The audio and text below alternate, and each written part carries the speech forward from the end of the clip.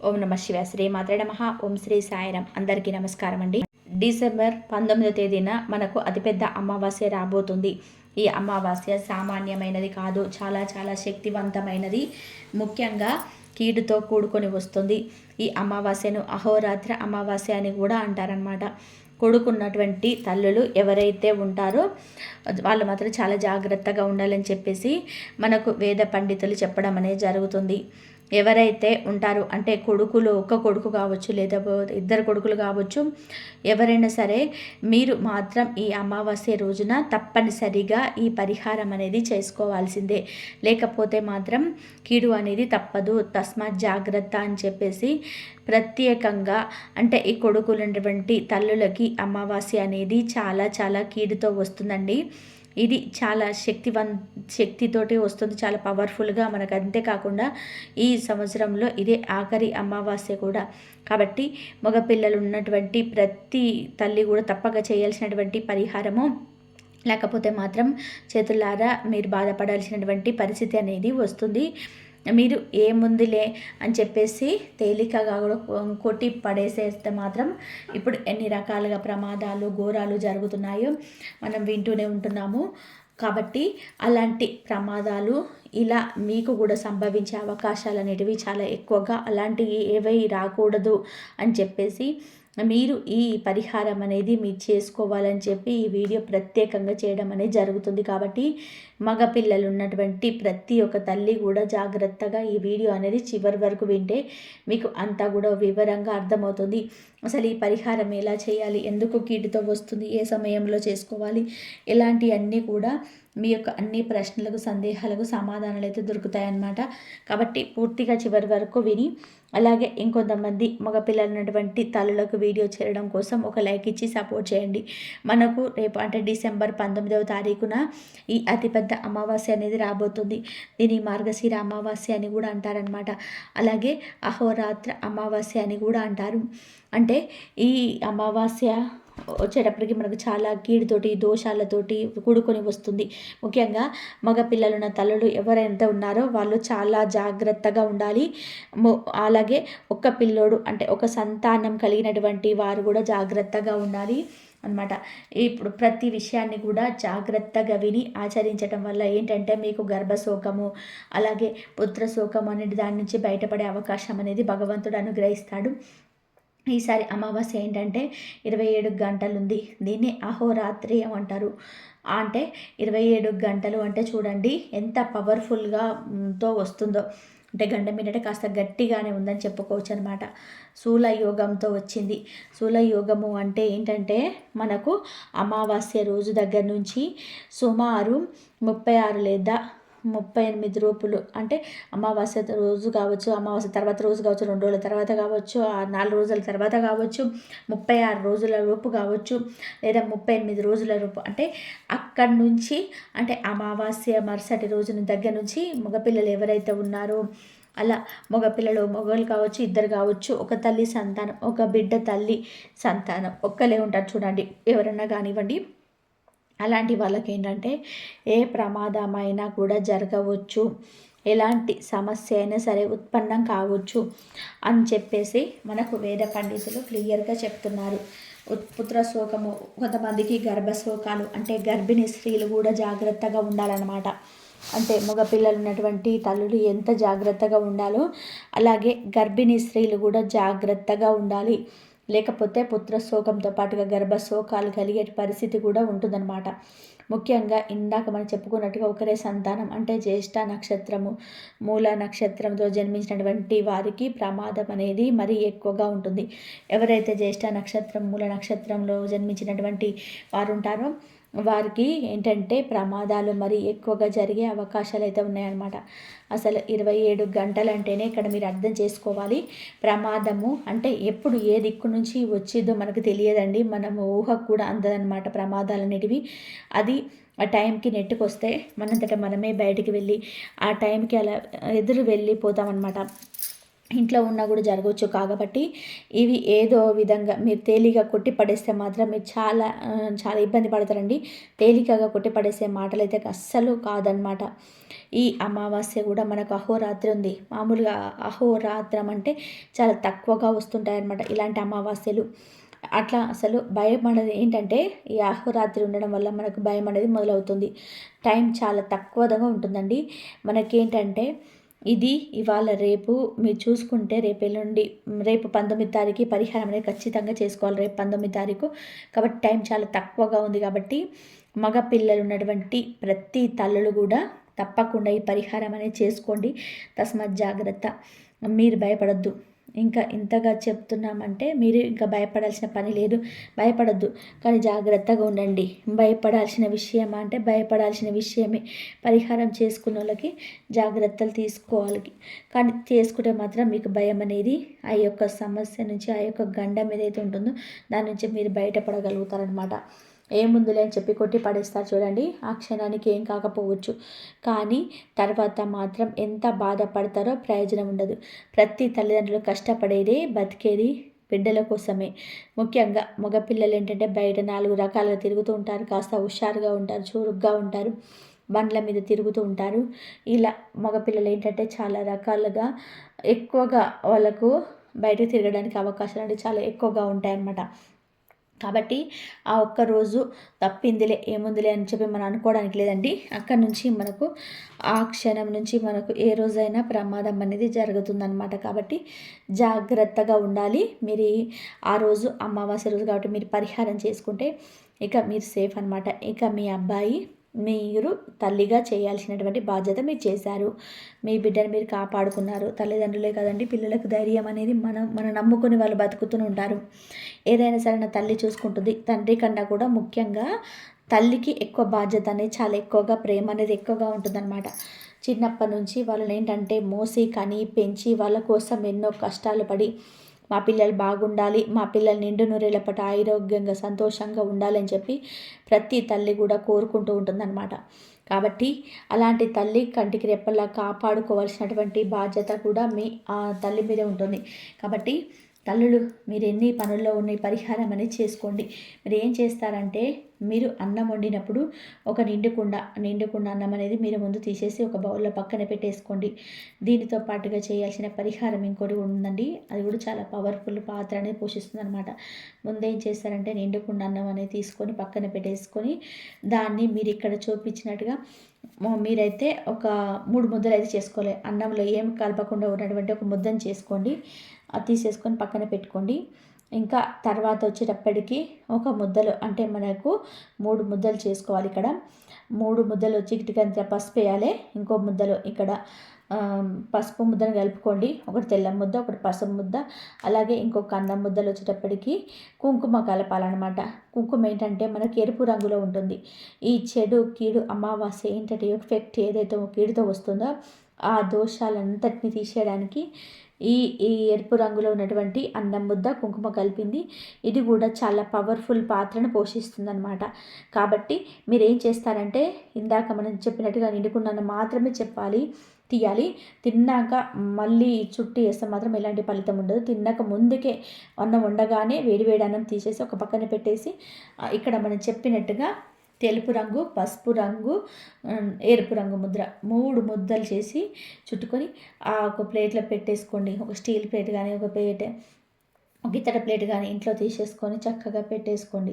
పెట్టుకున్న తర్వాత మీరు సాయంత్రం సంధ్యా సమయంలో ఆ రోజంతా కూడా మీరు ఏ సమయంలోనైనా దిష్టి తీసుకోవచ్చు. కానీ సాయంత్రం 6 దాటిన దగ్గర నుంచి 12 గంటల దాకా మీ పరిహారం అనేది చేసుకోవచ్చు అండి. సాయంత్రం 6 నుంచి 12 గంటలకు చేస్తే ఫలితం అనేది ఉంటుందన్నమాట. అలా ఒక ప్లేట్ తీసుకొని ఆ 3 ముద్దల్ని చేస్తారంటే ఈ ప్లేట్లో పెట్టేసేయాలి. దాని మీద నల్ల నువ్వులు కూడా వేయాలి. గుర్తుపెట్టుకోండి, ఆ ముద్దల మీద నల్ల నువ్వులు ఏంటంటే శని దోషాలు, శని సమస్యల నుంచి తీసేస్తాయి. అమావాస్యకు సరి సమానమైన కిడను తీసేయడానికి నల్ల నువ్వులు. దీంతో పాటుగా ఒక కోడిగుడ్డు కూడా ఒక దాన్ని తీసుకోండి. కోడిగుడ్డును కూడా ఈ చెడును తీసేయడానికి చాలా పవర్ఫుల్గా ఉపయోగపడుతుంది. కోడిగుడ్డు మనకు తెలుపు రంగులో ఉంటుంది, లోపల పచ్చ సొన ఉంటుంది. ఇది కూడా ఒక జీవం మనం చూస్తే. కాబట్టి ఇలాంటి కోడిగుడ్డుతో చేసే పరిహారం ఏంటంటే వెంటనే మీ కొడుకుల మీద ఉన్నటువంటి ఆ యొక్క చెడును పూర్తిగా దోషాన్ని లాగేసుకుంటుందన్నమాట. అందులో ఉన్నటువంటి ఆ యొక్క జీవశక్తి అనేది. ఆ కోడిగుడ్డును ఎలా పట్టాలంటే ఇక్కడ మనము ఆ కాటికతోటి ఆ గుడ్డు మీద నల్ల స్కెచ్తో కానీ మీరు ఇంటూ మార్కు లాగా ఇప్పుడు మనం వేసుకోవాలి. ఇంటూ మార్కు లాగా అటు ఒక గీత, ఇట్లా రివర్స్ ఇట్లా గీత పెట్టుకోవాలి.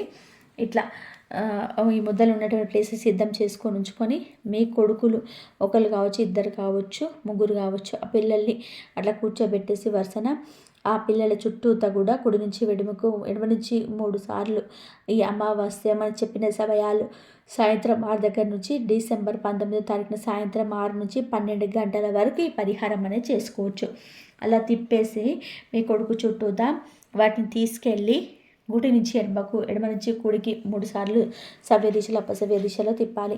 అలా తిప్పేసి వాటిని ఎవరి తొక్కని ప్రదేశంలో కోడిగుడ్డు పగలకుండా వదిలిపెట్టేసి రావాలి. లేకపోతే పారే నీటిలో వదిలేసేయండి. కాకపోతే ఏం చేస్తారంటే మీరు వెనక్కి తిరిగి చూడకుండా తలలో కాళ్ళు కడుక్కొని శుభ్రంగా లోపలికి వెళ్ళండి. మీ పిల్లలకు ఆ దిష్టి తీసేసిన తర్వాత స్నానం చేయండి కానీ, లేదా కాళ్ళు చేతులు కానీ తప్పనిసరిగా కడుక్కోవాలి. ఒంటి మీద ఉన్నటువంటి దుస్తులు కూడా మార్చేసేయాలి. ఇక మీరు లోపలికి వెళ్ళిపోండి. ఆ ప్లేట్ని కడుక్కొని లోపలికి తీసుకొచ్చుకోవచ్చు. శుభ్రంగా మాత్రం స్నానం చేయాలి. కాళ్ళు చేతులు కడుక్కోవాలి. మర్చిపోవద్దు, వెనక్కి తిరిగి చూడొద్దు.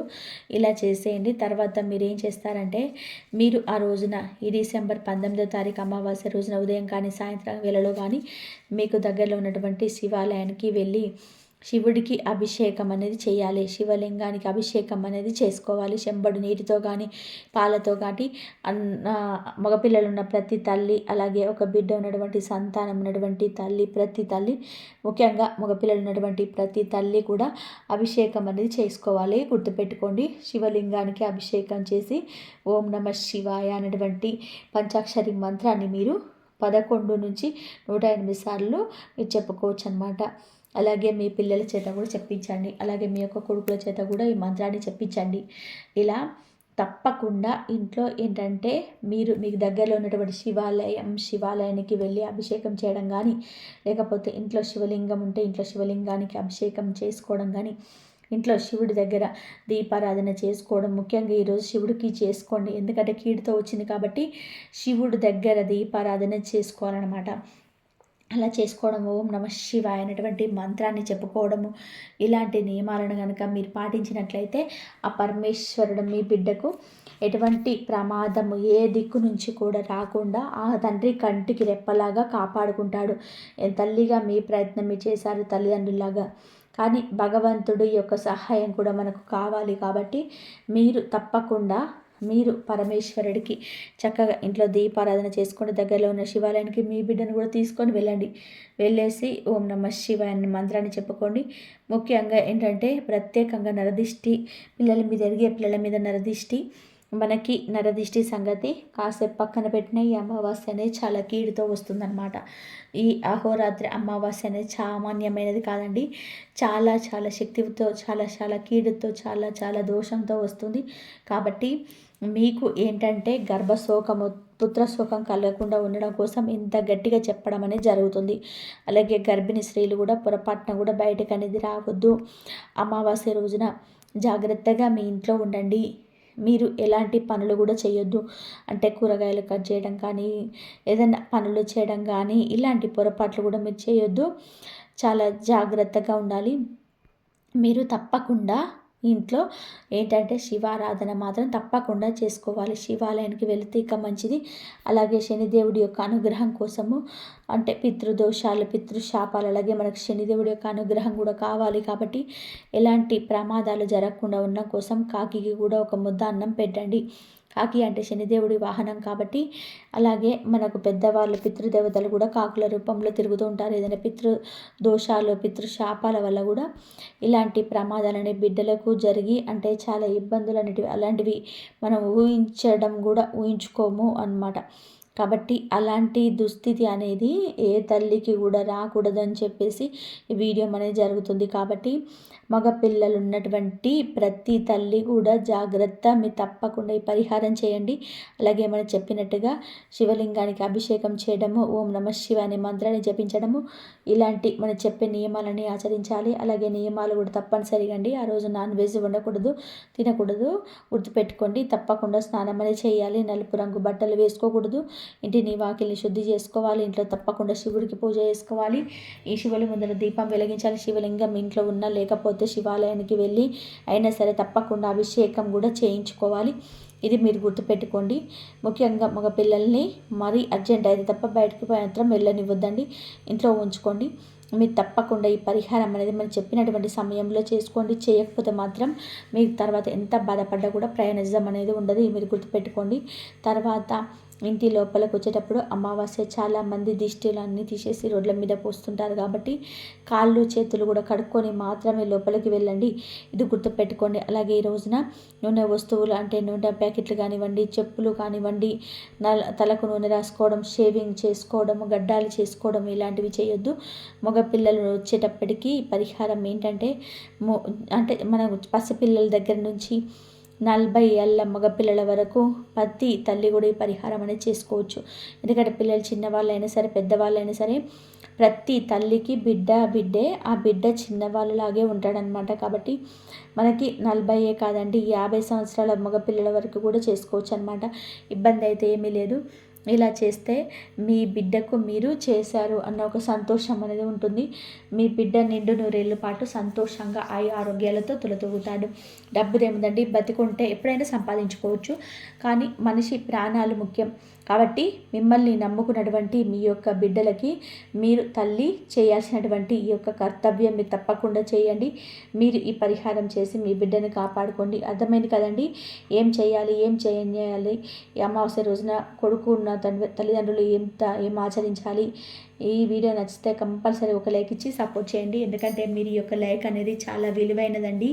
ఇలాంటి మగపిల్లలు ఉన్నటువంటి కొంతమంది తల్లులకు కూడా ఈ సహాయం చేసినటువంటి వారు అవుతారు. ఆ పుణ్యం మీ బిడ్డకు ఏదో ఒక రూపంలో అక్కడికి వస్తుంది. కాబట్టి ఒక్క లైక్ ఇచ్చి మీ యొక్క తెలిసినటువంటి మిత్రులకు మగపిల్లల తల్లులు ఎవరైనా ఉంటే వారికి కూడా షేర్ చేస్తే హెల్ప్ అవుతుంది.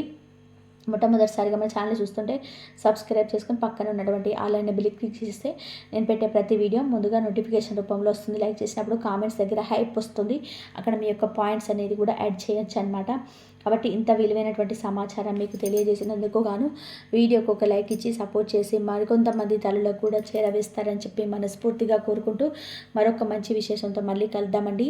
అలాగే కామెంట్ బాక్స్లో ఓం నమః శివాయ అని చెప్పి కామెంట్ చేయండి. ఎందుకంటే ఈ అమావాస్య వల్ల వచ్చే కీడును ఆ పరమేశ్వరుడే, అంటే ఆ యొక్క బిడ్డలకి ఎటువంటి ప్రమాదం జరగకుండా ఆ పరమేశ్వరుడే కాపాడుతాడు. ఆ పరమేశ్వరుడి యొక్క అనుగ్రహము, ఆ పరమేశ్వరుడి యొక్క తోడు ఇప్పుడు మీకు ఖచ్చితంగా కావాలి. కాబట్టి ఓం నమః శివాయ అని కామెంట్ చేసి ఖచ్చితంగా కూడా మనం చెప్పినటువంటి చేసి మీ యొక్క బిడ్డలకు కాపాడుకోవాలని మనస్ఫూర్తిగా కోరుకుంటూ సర్వేజన సుఖినో భవంతు. ఓం సాయిరామ్.